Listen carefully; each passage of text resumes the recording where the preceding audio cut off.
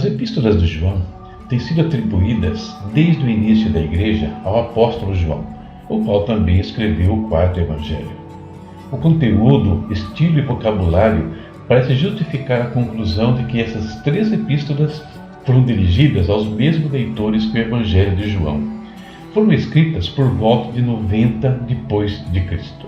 Falsos mestres espirituais foram um grande problema na Igreja primitiva, porque não havia um Novo Testamento completo ao qual os crentes podiam referir-se. Muitas igrejas foram vítimas de pretendentes que ensinavam suas próprias ideias e elegiam-se como líderes. João escreveu esta carta para estabelecer a verdade sobre algumas questões importantes, especialmente acerca da identidade de Jesus Cristo. Essa carta foi sobre os fundamentos da fé em Cristo, por isso ela ajudou seus leitores a refletirem honestamente sobre a sua fé. Ela ajudou a responder a pergunta: somos seguidores verdadeiros? João lhes disse que poderiam saber ao certo ao avaliarem suas ações. Se amassem uns aos outros, essa era uma evidência da presença de Deus em suas vidas. Entretanto, se estavam sempre discutindo e brigando, ou se eram egoístas e não cuidavam uns dos outros, então estavam demonstrando que, na verdade, não conheciam a Deus. Isso não significa que tinham de ser perfeitos. De fato, João também reconhecia que crer envolvia admitir os nossos pecados e pedir perdão a Deus. Depender de Deus para limpar-nos da culpa, assim como admitir nossos erros contra os outros e fazer as pazes, era uma parte importante de conhecer a Deus. Essa é a primeira epístola de João que nós vamos ler nos próximos dias na voz do pastor Fábio Alves. Olá, tudo bem? Espero que sim. Vamos para a nossa leitura bíblica. Livro de 1 João, capítulo 1. Introdução. Proclamamos a vocês aquele que existia desde o princípio, aquele que ouvimos e vimos com nossos próprios olhos e tocamos com nossas próprias mãos. Ele é a palavra da vida. Aquele que é a vida nos foi revelado e nós o vimos. Agora testemunhamos e lhes proclamamos que ele é a vida eterna. Ele estava com o Pai e nos foi revelado. Anunciamos-lhes aquilo que nós mesmos vimos e ouvimos, para que tenham comunhão conosco. E nossa comunhão é com o Pai e com seu Filho Jesus Cristo.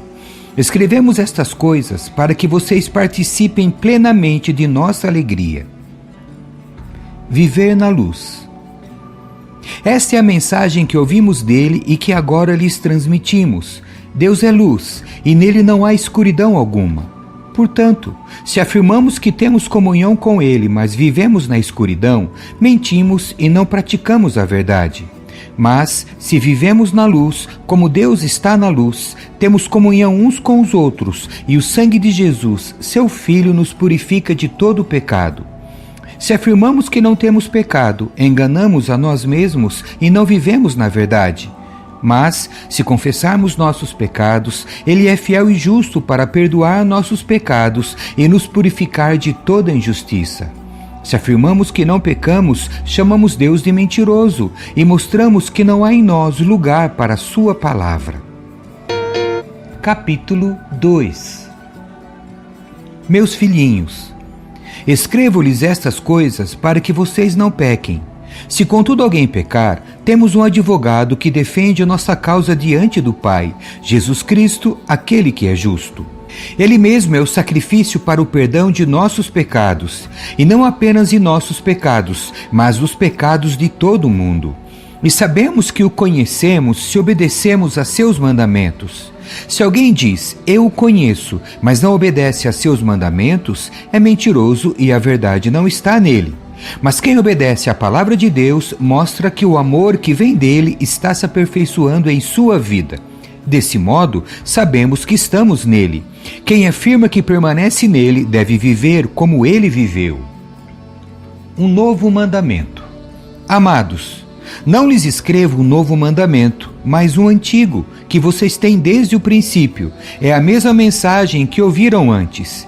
E, no entanto, também é um novo mandamento, cuja verdade ele demonstrou e vocês também a demonstram, pois a escuridão está se dissipando e a verdadeira luz já brilha. Se alguém afirma, estou na luz, mas odeia seu irmão, ainda está na escuridão.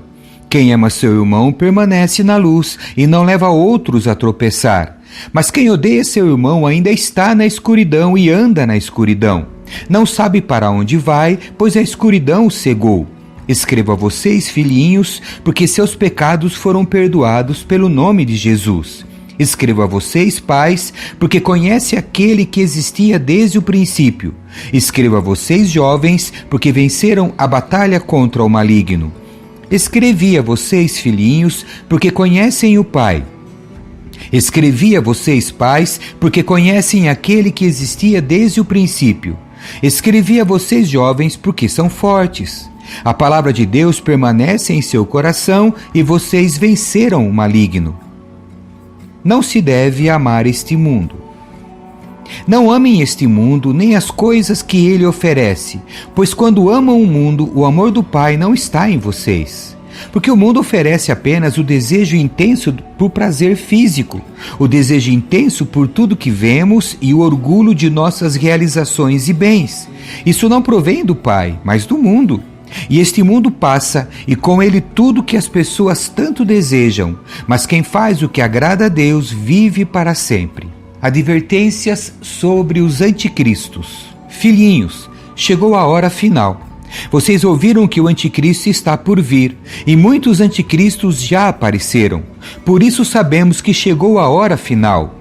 Eles saíram de nosso meio, mas, na verdade, nunca foram dos nossos. Do contrário, teriam permanecido conosco. Quando saíram, mostraram que não eram dos nossos.